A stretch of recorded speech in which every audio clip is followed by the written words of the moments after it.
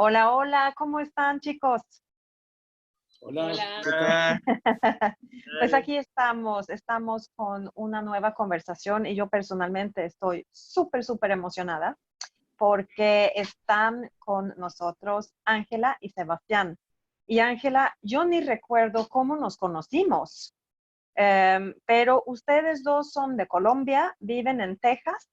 Em, yo he hablado contigo en varias ocasiones, eres pedagoga como yo, ex maestra como yo, estás dedicándote a la crianza respetuosa, al unschooling, ¿no? El aprendizaje libre y autodirigido.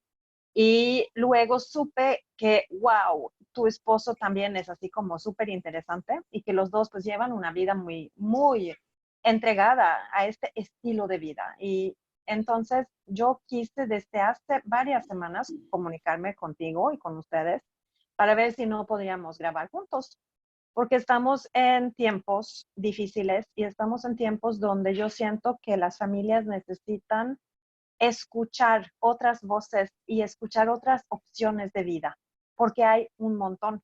Así que por eso están ustedes con nosotros. Y Jeremy, tú que has conocido a Ángela antes y ahorita pues estás conociendo también a Sebastián, ¿qué quieres saber? ¿Qué crees tú que los papás necesitan saber? Hola, yo estoy muy contento de que tengamos ahora invitados a nuestro programa y estos invitados se me hacen fabulosos porque normalmente cuando hablamos de desescolarización, los papás y las mamás ni se imaginan cómo luce, o sea, dentro de algo tan desconocido como empezar procesos de deconstrucción de estas jerarquías piramidales y formas de existir, cuando empieza a haber una forma distinta de hacer las cosas, pues hay un umbral oscuro en el que no sabemos cómo luce, cómo nos comportamos.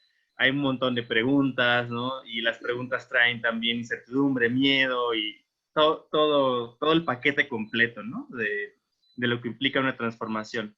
Entonces, estoy muy contento de que estén aquí porque podemos entrevistarles, podemos escuchar cómo ha sido o cómo está siendo, ¿no? Este proceso de escolarización que llevan como familia, porque algo que observo es de que normalmente en una familia solo es un miembro o algunos miembros los que empiezan a desescolarizarse y tienen choques familiares y bueno, es otra historia. Pero aquí estamos hablando de una familia que al menos la pareja está yendo en la misma dirección y nos da mucho gusto tener un ejemplo de esto. Y bueno, a nosotros nos encantaría saber varias cosas, pero sabiendo de Sebastián que desde los 15 años salió de la escuela y se desescolarizó, eh, creo que hay muchas dudas y muchos tabúes en cuanto a saber qué pasa con las personas que no terminan su escolaridad, si tienen menos oportunidades que otras personas, tienen que luchar más, tienen menos puertas abiertas, o que el contexto que vivimos, cómo convive una persona que no acaba sus estudios y que se vuelve adulto en un mundo en el que los estudios y el profesionalismo y este tipo de estructuras escolares tienen mucho peso, y bueno, en Texas, ¿no? Además, yo tendría mucho interés en eso, y también de saber, además de cómo lo has vivido tú, Sebastián, cómo ustedes como pareja, a qué retos se han ido enfrentando en este proceso de desescolarizarse, y bueno, sé que tienen una hija también, lo que nos quieran contar, porque sé que es una pregunta muy abierta y muy amplia, pero ¿qué les viene? ¿Qué quieren compartir? Vale. Bueno, Es una muy buena invitación a contarle a la gente cómo ha sido todo este proceso. Eh, las más grandes batallas de la desescolarización, como todo padre que se escolariza y se desescolariza sabe, son batallas que uno tiene que librar contra uno mismo. Eh, yo, es muy curioso cómo yo, habiéndome desescolarizado a mí mismo al abandonar la secundaria, para poder seguir mi pasión en libertad, aún arriesgándome, sí, como todos, a un fracaso rotundo, después de que pasaron muchas cosas y tuve a mi hija, aún a pesar de haberme desescolarizado a mí mismo, tenía planeado escolarizarla a ella. Y eso es una paradoja, pero al mismo tiempo nos habla de lo profundamente arraigado que está el sistema educativo dentro de nuestra mente. ¿Sí? O sea, estamos de alguna manera muy, muy, muy enfrascados y con una visión de túnel muy arraigada cuando el tema es la educación de nuestros hijos. Por un lado, para responder la primera parte de tu pregunta, sí, yo abandoné, en esa época claramente no se le llamaba desescolarización, seguramente se le llamaba vagancia o rebeldía absoluta, voltearte y decir, no voy a estudiar porque quiero dedicarme a escribir. Y que la gente te diga, tus padres, hasta tus amigos, te digan, pero si usted quiere escribir, precisamente lo que más tiene que hacer es estudiar. Y aún así tú seguir tus entrañas y tus instintos para decir, no tengo que hacerlo porque lo único que necesito es el impulso creador. Y dentro de esto también hay muchos datos que son interesantes, como por ejemplo, si no me equivoco, aunque puedo estar equivocándome, la elección profesional de Chekhov, si no me equivoco, pero puedo estar equivocándome. Y en esto sí sé que no me estoy equivocando, la de uno de mis escritores favoritos que se llama Louis Ferdinand Céline. Céline estudió medicina para convertirse en uno de los novelistas franceses más revolucionarios y salvajes, ¿sí? Entonces uno piensa, sí, ok, pero estudió medicina para convertirse en un novelista sin precedentes. Y eso sucede en muchas cosas. Muchos de los profesionales que nosotros vemos hoy en día, aún dentro de conocidos míos, muy exitosos, ingeniero, y son dueños de y son gerentes de una empresa inmobiliaria, ¿sí? Sí, distintas profesiones elegidas, pero a la larga la pasión y el talento terminaron guiando a esta gente hacia otro lado. En mi caso, yo me desescolaricé para dedicarme a ser escritor. Escolarizado o desescolarizado, cualquier camino que exijas, que elijas, va a ser difícil. Esto es el mundo, ¿sí? Tú quieres convertirte en un escritor y que la gente lea tus libros, tú quieres convertirte en un músico y que la gente oiga tu música, tú quieres ser pintor, cualquier cosa que hagas va a ser muy dura. Y digamos que el prejuicio más grande que existe es el de que un diploma universitario va a hacerlo más fácil. Esa creencia, es una creencia. Sí, esa es la noción más arraigada que tenemos. El camino es duro, punto. ¿Sí? Que nosotros tengamos un diploma no lo va a hacer realmente más fácil. ¿Sí? Entonces, yo abandono mis estudios, me dedico realmente de lleno a escribir y digamos que a leer mucho, a educarme por mi cuenta y eventualmente mi carrera logra levantar vuelo y es un camino que en el caso de alguien completamente arraigado y fiel a la academia no va a ser más difícil ni más fácil que para mí, ¿sí? O sea, la escritura es algo que afortunadamente no te lo dan los profesores, ¿sí?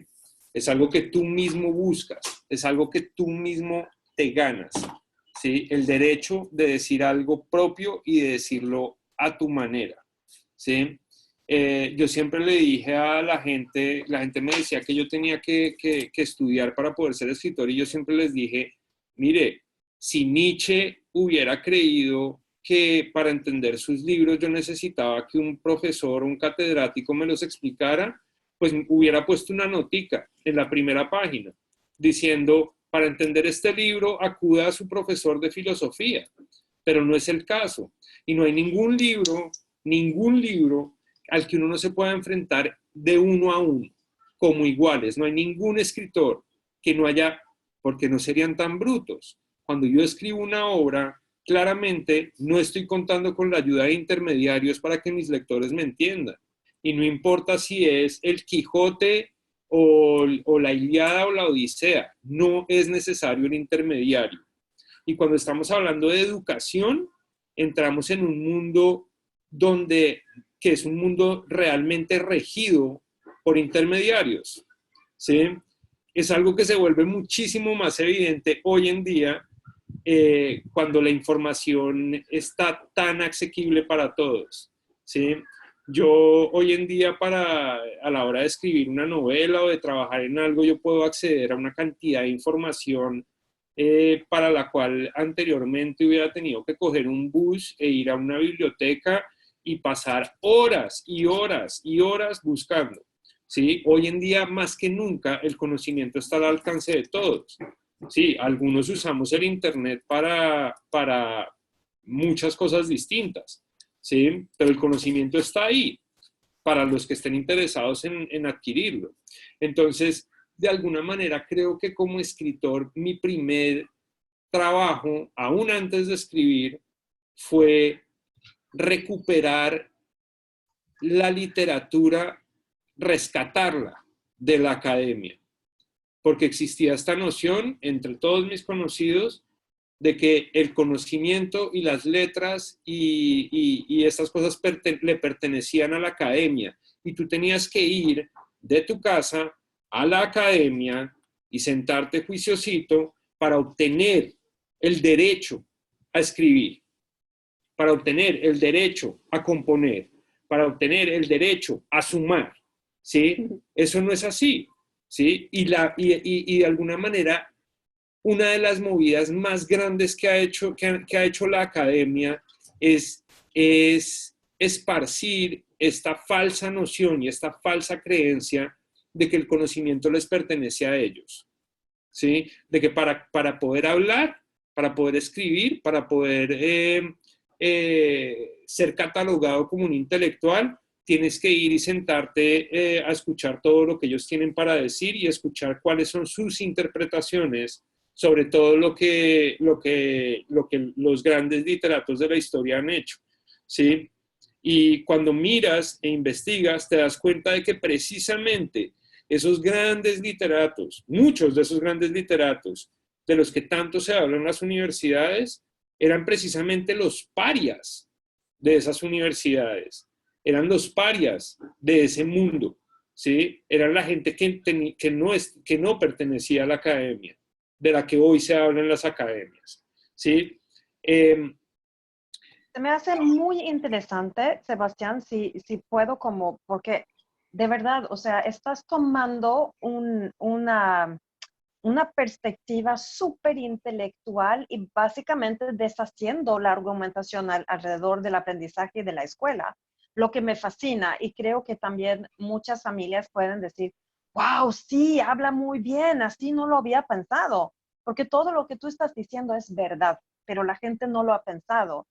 Y cuando te escucho digo, wow, se escucha increíble así como o sea, a partir de una perspectiva intelectual, pero aún así, aunque tú pienses esto, yo sé que te costó desescolarizar a tu hija, pensabas que la ibas a meter en la escuela.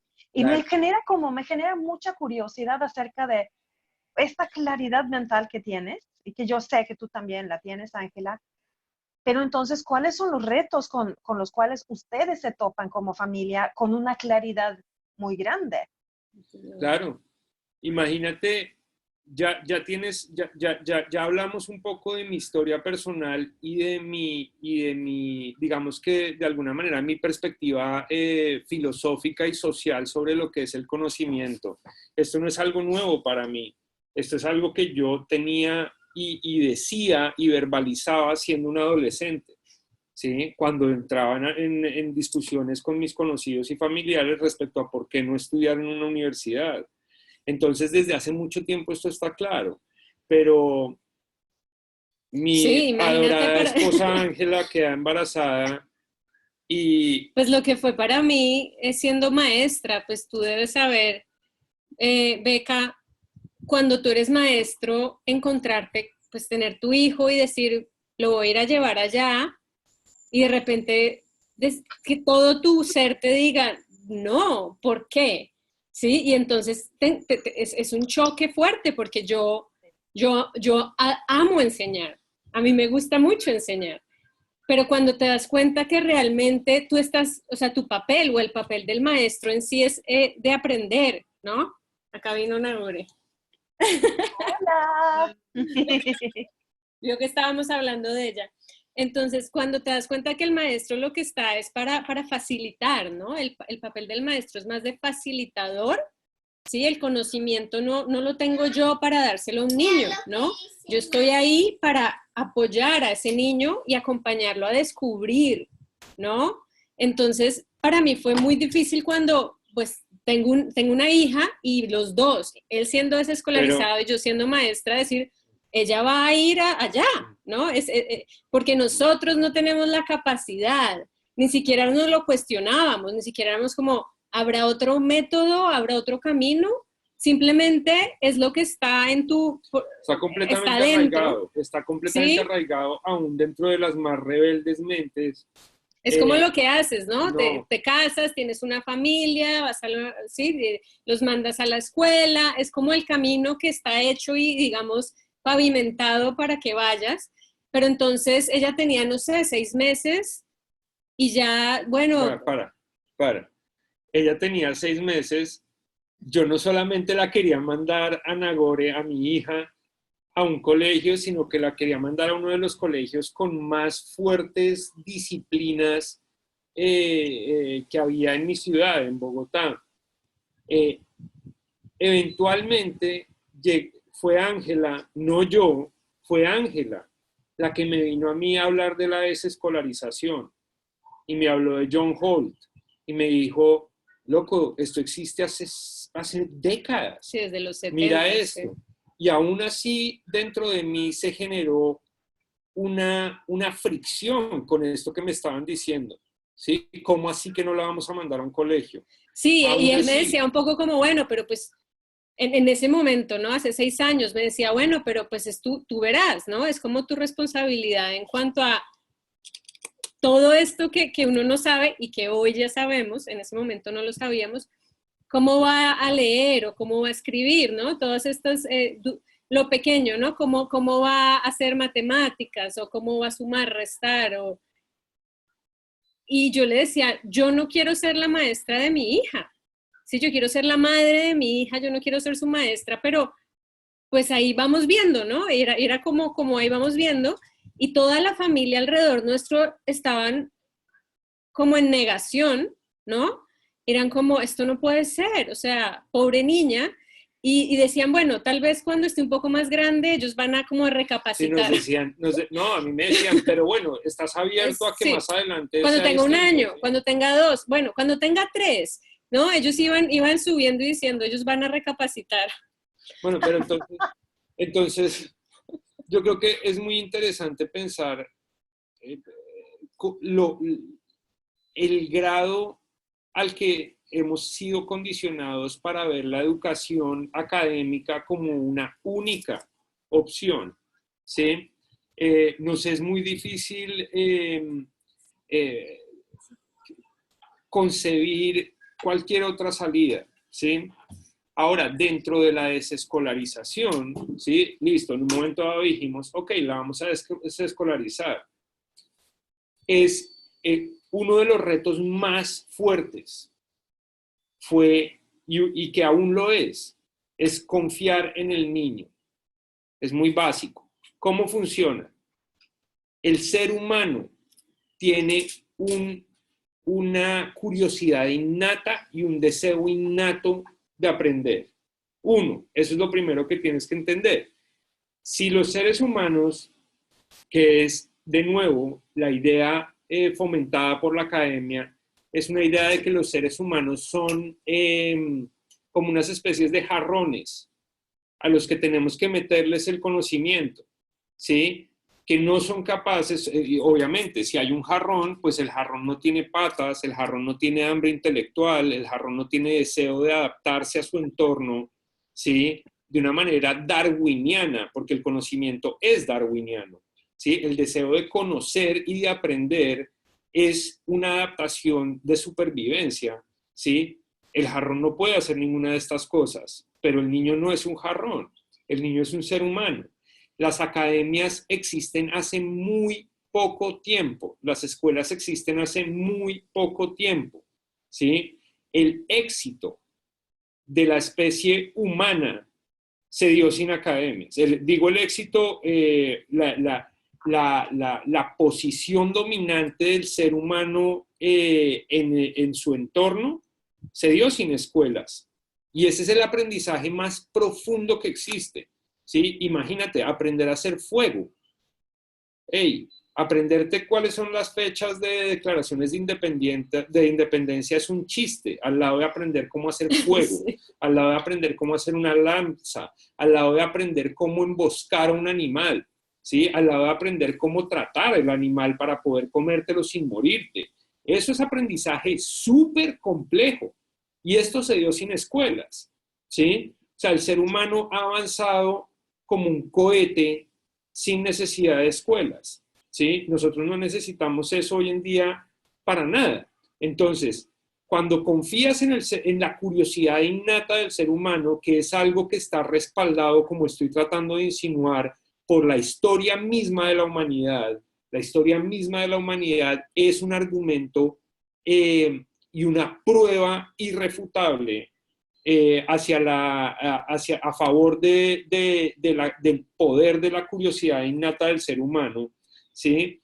Cuando pasas por ahí, eso te va a ayudar a confiar mucho más en tu hijo como alguien ávido de conocimiento, como alguien ávido de crecimiento intelectual, ¿sí? Entonces, uno lee autores como a John Holt, ¿sí?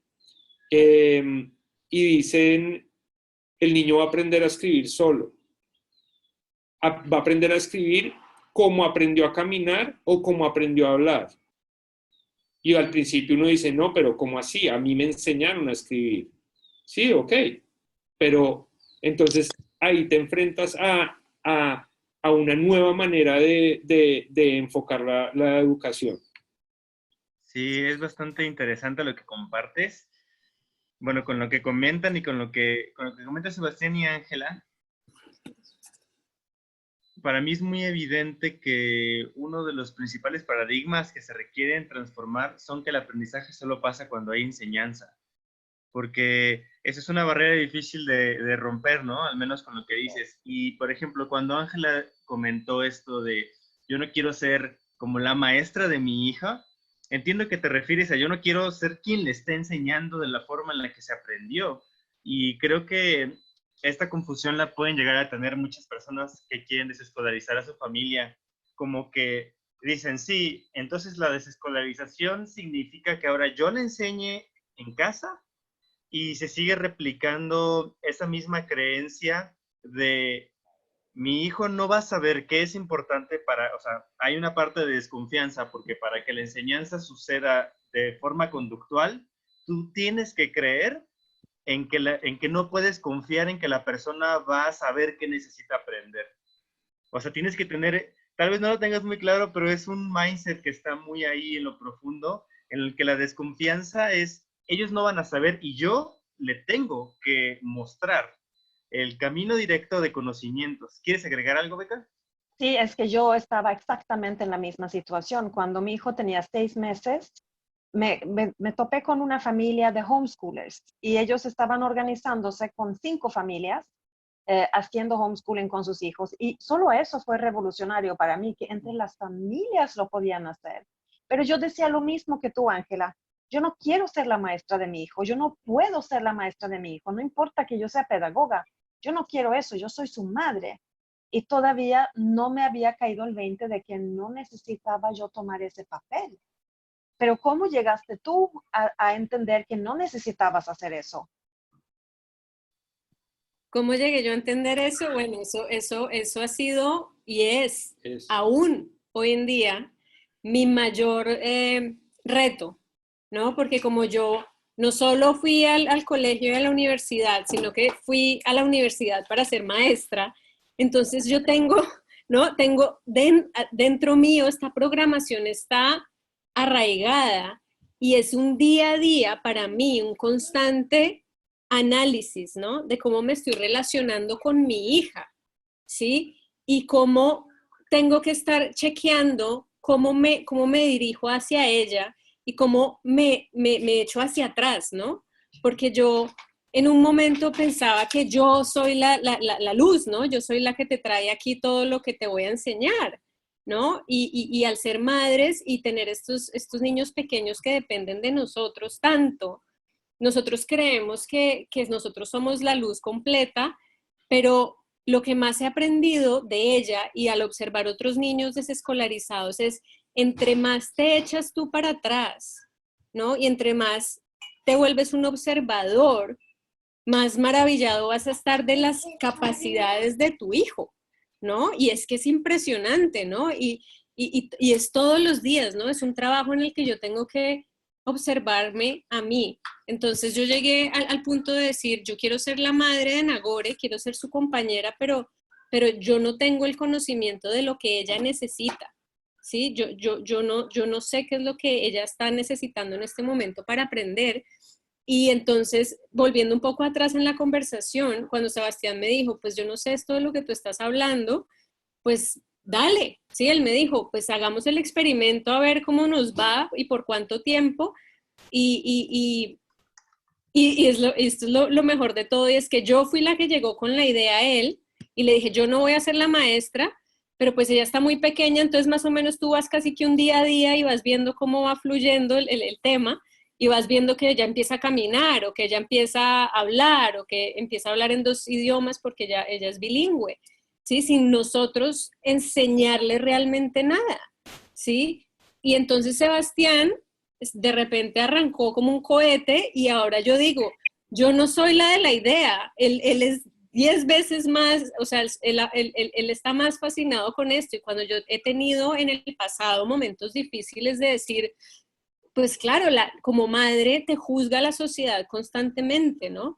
Y te da durísimo y te dice, ¿qué estás haciendo con tu hijo? Como es tu responsabilidad. Y entonces te llenan de dudas y te llenan de miedos. Y yo me volteo a él, afortunadamente tengo su apoyo y le digo, ¿será que lo estamos haciendo bien, no? ¿Será que ella va a estar bien se va a atrasar o no va a aprender a leer? Sí, como que te llenas de estos miedos.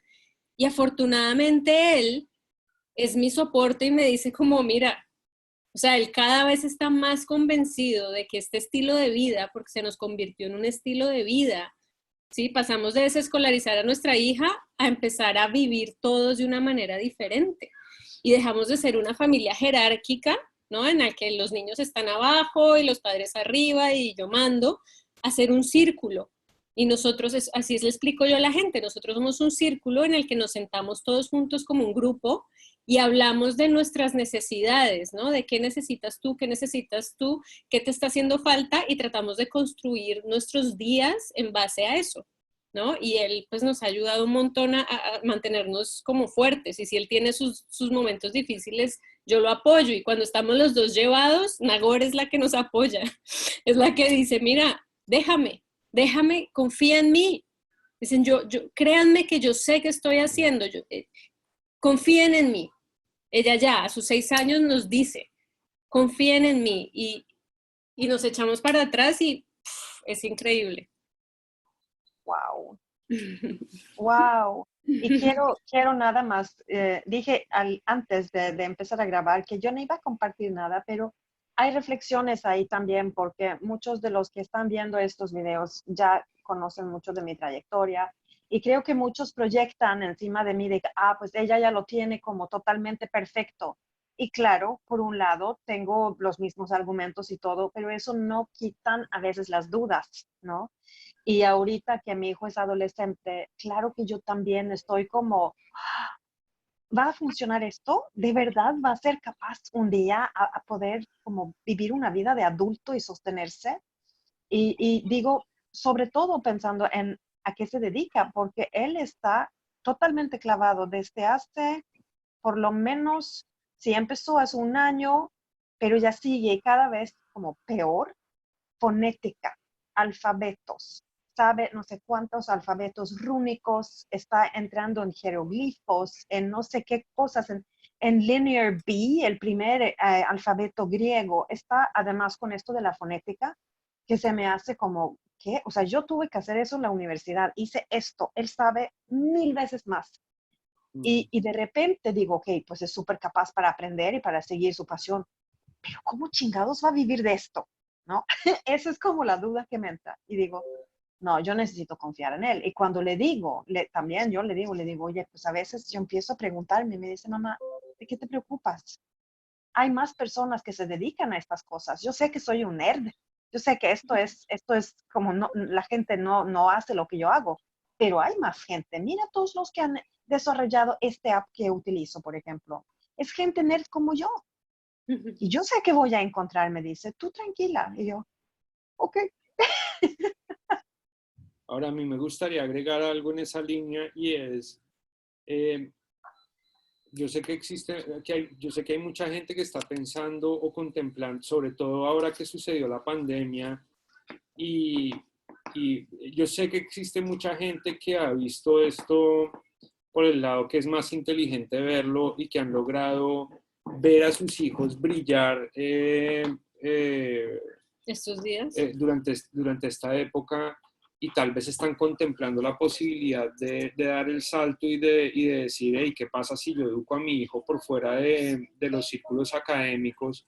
Y yo creo que ahí hay algo que es muy importante aclarar y es las dudas son algo humano, ¿sí? Nosotros y completamente natural, que nosotros como padres desescolarizados tengamos estos momentos en los que decimos, ¿será que sí lo va a lograr? ¿Será que no lo va a lograr? También tenemos que caer en cuenta que esas son dudas que cualquier padre tiene, desescolarizado o no, ¿sí? Porque tu hijo puede estar, de hecho puede ser un poco más tensionante, tu hijo puede estar estudiando lo que quieras, X carrera, no quiero decir ninguna en especial, y tú estás pagando la universidad, ¿qué crees? ¿Que esa duda no va a existir? Claro que va a existir, ¿sí? Ahora, curiosamente a la hora de desescolarizar a nuestros niños cuando son pequeños, ¿sí? Nos surgen más dudas cuando estamos pensando en desescolarizarlos que cuando estamos pensando en escolarizarlos. Vale la pena que los padres contemplando esta posibilidad se pregunten ¿por qué? ¿Por qué me produce más inquietud pensar en desescolarizar que en escolarizar? Porque todos los demás lo están haciendo, porque está validado por un comportamiento general, ¿sí? Entonces, es interesante también evaluar lo que esto exige de un padre. La desescolarización sí exige algo de un padre, ¿sí? Exige coraje, ¿sí? Exige un poco de rebeldía, porque sí, esto no está canonizado, ¿sí? Hoy en día la desescolarización no está canonizada, ¿sí? De hecho, le han tirado mucha tierra encima culturalmente hablando, ¿sí? Entonces sí se necesita para un padre tener un espíritu, digamos que un poco irreverente a la hora de desescolarizar a sus hijos. Pero si lo hace, ese padre tiene que tener completamente claro que las dudas que lo asaltan no son inherentes a la desescolarización, son dudas humanas, son dudas e inquietudes de padre, ¿sí? De ser humano. Que las vas ¿sí? a tener, las vas a tener sí independientemente de cuáles sean los métodos de educación que elijas. ¿Sí? Entonces, sí, y eso es algo interesante. Sí, yo quiero compartir que, al menos en mi experiencia de trabajar con con personas que no son mis hijos, porque creo que sí se crea una relación distinta, es de que yo no tengo esas dudas. Por- y es lo que comento con algunos padres y madres, que algo pasa, ¿no? O sea, creo que es un tema como muy específico de ver por qué dudamos, pero yo sospecho que el origen de donde las dudas provienen es de la desconfianza. Porque Sí. cuando tienes 100% confianza, no cabe duda. O sea, y si la duda emergiera, desapareciera en el mismo instante como un pensamiento más, ¿no? Como, ay, cerré la llave del gas. Ah, no sé. Ay, ¿será que mi hijo? Ah, no importa, ¿no? Eh, yo creo que el camino de la desescolarización crea más dudas porque crea más desconfianza, la incertidumbre, primero de no haberlo vivido, o sea, yo solo supe cómo es ir a la escuela y solo supe las oportunidades que tengo y todos mis conocidos solo saben hacer eso, ¿no?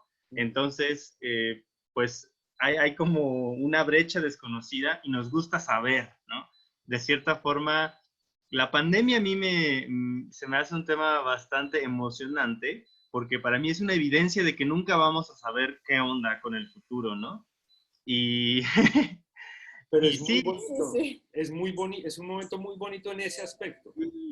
no sabemos y no sabemos a qué se van a enfrentar las personas que, o sea, yo no sé quién invirtió, no sé, ahorita alguien que acaba de entrar en su primer año de carrera y los primeros 3, 4 meses de su carrera pues se le están arruinando porque no está yendo a la escuela por la pandemia, ¿no?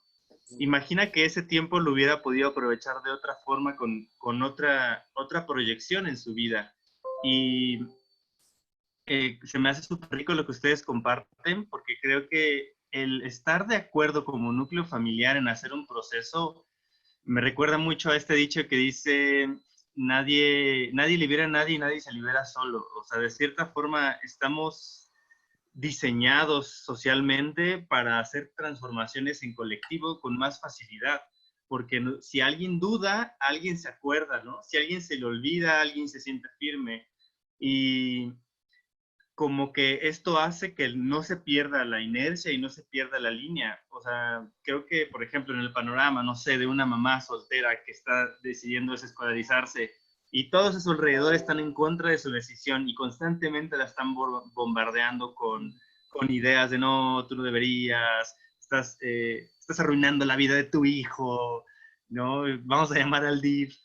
Sí, Eh, sí, sí, sí. bueno, el DIF aquí es la organización que se encarga de De los maltrato niños. infantil. Child services acá, sí. Sí. Sí, Sí. o sea, creo que eso es mucho más difícil que cuando hay un equipo como el que observo aquí, ¿no? Cuando hay una misma visión y creo que eso lo quiero resaltar porque también nos encontramos con muchos casos de familias en las que no se apoyan en el proceso de desescolarización o normalmente, bueno, puede ser cualquier género, pero lo observo más en los hombres, que no quieren hacer menos que las mujeres, ¿no? Están menos dispuestos a hacer cambios o transformaciones. Porque si algo es, que por lo que escucho y por lo que observo también, es que si algo tiene el camino de la desescolarización es un cambio de vida, o sea, no se puede continuar con la misma línea de pensamiento y de acciones y querer resultados distintos. Y No, algo que creo que es súper importante tener en cuenta cuando alguien se desescolariza es tener claro el por qué. O sea, no solamente por cambiar, porque es lo nuevo, porque Beca me inspira y ella habla de desescolarización, y entonces yo también quiero eso, ajá, pero creo que siempre hay que ver las causas de fondo. ¿Cuáles son las cosas por las cuales queremos hacer estos cambios? Creo que cuando eso se nos olvida, podemos dudar, pero cuando lo tenemos súper claro de, a ver, o sea, son los cambios de paradigmas y de transformaciones de la escolaridad, lo que quiero hacer diferente, como que ahí pasa otra cosa. ¿Quieres agregar algo, amigo? sí, la verdad es que lo que yo pienso es, ahorita que estamos hablando, es que entramos en un proceso de sanación, porque estos patrones nos han enfermado, han creado estilos de vida muy malsanos, donde estamos estresados, estamos enfocándonos en cosas que ni nos gustan hacer solo para generar más dinero y comprar la casa y tener el coche. Y es como un estilo de vida que nos enferma. Mucha gente no está siendo feliz. Y veo que la sociedad tampoco parece estar muy sana, ¿no? Entonces, siento que para mí ha sido realmente un proceso de sanación y luego se vuelve una locura cuando llega esta presión externa, que es una presión enferma. Son convicciones muy arraigadas, pero que están distorsionadas de lo que es la vida, no tienen nada que ver con la vida.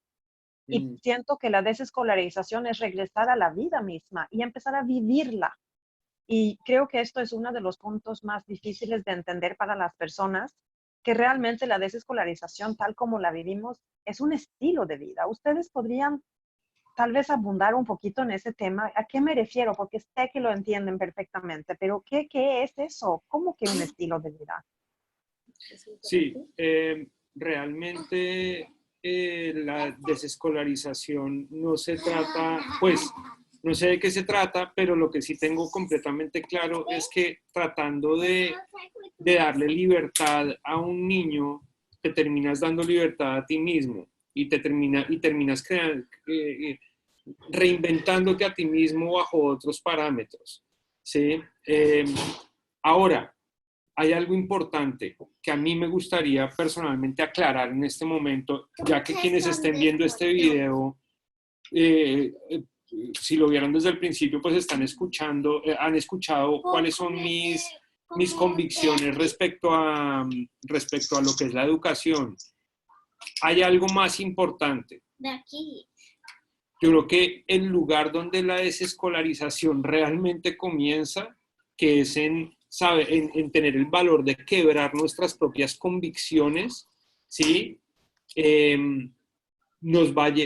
puede llevar aún antes, porque sí, hay algo que para mí es importante, y es que sí existe gente que por algunos motivos no pueden desescolarizar a sus hijos, por más que quieran. Y yo no quiero sonar excluyente hacia esas personas, ¿sí? Pueden haber madres solteras o padres solteros que tienen que romperse el lomo trabajando y realmente no pueden llevarse a su hijo al trabajo y realmente no tienen a nadie que les esté cuidando al hijo y realmente tienen que mandarlo al colegio. Y a mí me parece súper importante también dirigirme a esas personas.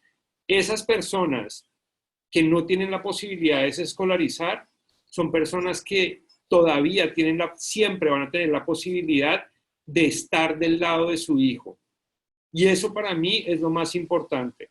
A mí no me dolió tanto ir al colegio como ver que en mi casa las voces del colegio encontraban un respaldo y mi voz seguía siendo igual de insignificante, ¿sí?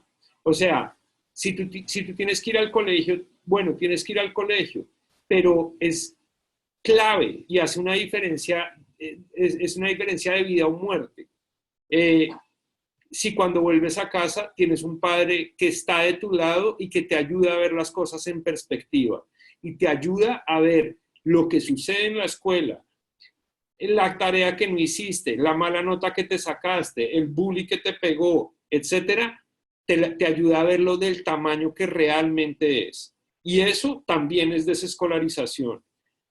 Tener a alguien en casa que nos ayuda a ver las cosas en perspectiva, aunque tengamos que estudiar, eso también es desescolarización, ¿sí? No quiero, quería decir eso porque creo que el camino de la desescolarización, todo lo que la desescolarización me ha enseñado a mí, no está limitado a la gente que muchos pueden y no lo hacen por otros motivos, pero no está limitado a la gente que puede sacar a sus hijos de la escuela, ¿sí? Hay algo acá que está profundamente vinculado al amor hacia nuestros hijos y a saber confiar en ellos, ¿sí? Y eso trasciende el ámbito en el que ellos estén estudiando o no estudiando.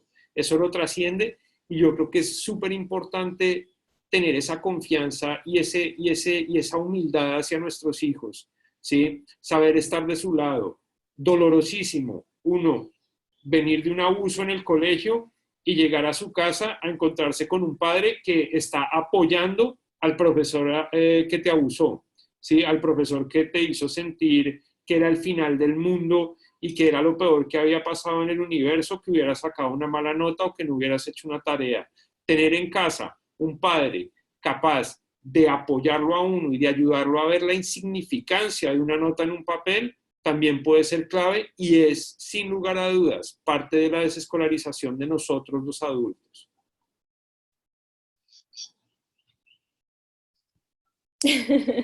Gracias. ¿Tú quieres agregar algo, Ángela? Porque me doy cuenta que también ya llevamos un programa como de hora. Vamos a ir cerrando definitivamente, pero sí me gustaría también escucharte, Ángela. Bueno, si digo algo, trato de ser muy concreta porque si me puedo ir también hablando eternamente. Es importante eso que dijo Sebastián, porque sí, la vida que nosotros decidimos vivir es totalmente, digamos, consciente, ¿no? Nuestra decisión es consciente porque sabemos que es un camino que requiere de nuestro tiempo y de nuestra atención. O sea, nuestra hija está en casa y claramente requiere un compromiso de nuestra parte el estar ahí para ella, ¿sí? Y muchas personas no están dispuestos a hacer ese tipo de decisiones, porque nunca será un sacrificio, en mi vida no es un sacrificio dedicarle tiempo a mi hija, ¿sí? Pero sí es consciente, ¿sí? Entonces no es como que, es más fácil no enviarla a la escuela y dejarla en la casa, no, es trabajo, sí, porque tienes que estar ahí para ellos. Entonces eso es importante. Dos, es importante saber que siempre va a haber una manera. Si tú decides salirte del sistema, por así decirlo, se pueden encontrar maneras. Yo aquí he encontrado grupos de apoyo enormes y la gente se apoya mucho en la comunidad y en la familia. ¿Sí? Acá hay muchos padres solteros que hacen redes de apoyo y trabajan y tienen 3 o 4 trabajos y buscan la manera de hacerlo funcionar. Entonces siempre habrá, en la mayoría de los casos, una manera de hacer un cambio de vida, ¿sí? Si uno quiere, se puede. Es en resumidas, a mi parecer. O también está la opción en la que tú simplemente quieres vivir como quieras vivir y ser un empresario o tener otro tipo de vida. Y como dice Sebastián, es totalmente válido, no todos tenemos que vivir igual, ¿sí? Pero lo importante es siempre en la crianza consciente, saber que tienes unos hijos y que tú debes estar ahí para ellos. ¿Sí? Entonces, si tu hijo va a la escuela, no importa, si lo mandas a un campo de verano, no importa, pero que siempre la voz de tu hijo sea más importante por encima de lo que un maestro o un director diga de tu hijo, ¿sí? Entonces, eso es como en resumidas eso. Muchas gracias. Muchísimas gracias. Sí, por su compartir. A mí se me hace alucinante que sea tan revelador decir escucha a tu hijo y que no sea algo Sí, total. evidente, ¿no? Algo obvio, algo incorporado en nuestra sociedad. Que sea así como de, wow, me abrieron la mente, ahora voy a escuchar a mis hijos y a mis hijas. Creo que es parte de los valores humanos que se han perdido en el camino de la escolaridad, aprender a obedecer y hacer que te obedezcan y perder esta conexión, ¿no? Con estas almas, esta conexión espiritual y social de amor que existe ya natural, que no tenemos que esforzarnos, solo, bueno, ahora ya tenemos que esforzarnos para no escuchar todas las programaciones de nuestra mente, pero creo que cuando veo a los niños convivir es algo que es parte de nuestra naturaleza. Estamos dispuestos a escuchar y a comunicar y a ir creando relaciones en base a esa interacción. Pero algo pasa, ¿no? Con el adultismo. Y que la voz del hijo o de la hija cuesta que llegue a los oídos de los adultos y que se reconsidere de verdad. Entonces me encanta de verdad que compartan esto. Estoy muy alucinado con sus descubrimientos porque creo que es muy útil no es lo mismo que Beca y yo lo compartamos a que una familia que está en esa también pueda dar su ejemplo y a todo lo que se enfrentan y las familias que están en eso. Y estoy completamente de acuerdo en el que no necesitas sacar a tu hijo de la escuela y cambiar tu vida y hacer, ir en contra de todo lo que ya está presente para ti ahora, pero sí puedes comenzar a escuchar a tu hijo, sí puedes comenzar a darle un apoyo incondicional, sí puedes comenzar a amarlo en su máxima expresión y a confiar. Creo que son valores que necesitamos recuperar. Y ya que suceda un proceso de desescolarización después, pues mejor, ¿no? Yo pienso, cuando te estoy escuchando ahorita, Jeremy, que realmente de qué estamos hablando es poner en primer lugar la relación con el niño o con la niña. Es la relación que es la más importante y alrededor de esa relación, que es el centro, el núcleo, puede pasar qué tipo de vida uno quiera, pero es la relación y para mí es como, eso es el gran cambio, eso es el gran shift, ¿no? Como de un paradigma a otro paradigma, donde la relación con los hijos no importa cómo se sienten ellos, no importa lo que necesiten ellos, no importa lo que quieran, porque yo como adulto sé mejor y a mí mis necesidades se imponen encima de las necesidades de los niños, o entender que realmente si queremos educar y criar a seres humanos libres de verdad, necesitamos tratarlos como tales, necesitamos tratarlos con ese respeto profundo y entender que cuando yo soy respetuosa, él aprende a ser respetuoso. Y cuando yo lo escucho, él aprende a escuchar. Entonces, para mí es como lo que escucho de los tres realmente es la relación es lo más importante. Eso es lo que está en el centro. Genial. Pues, ¿quieren decir una última cosa antes de irnos? No, ya está. Muchas gracias. Gracias por Muchas tenernos gracias acá. por tenernos acá y por la oportunidad de compartir nuestras inquietudes y nuestros hallazgos. Aprendizajes constantes. Ay, pues muchísimas gracias, de verdad lo aprecio un montón. Vale, Bueno, gracias. Pues bueno, nos despedimos. Esperamos Adiós. vernos. Chao. chao. Chao.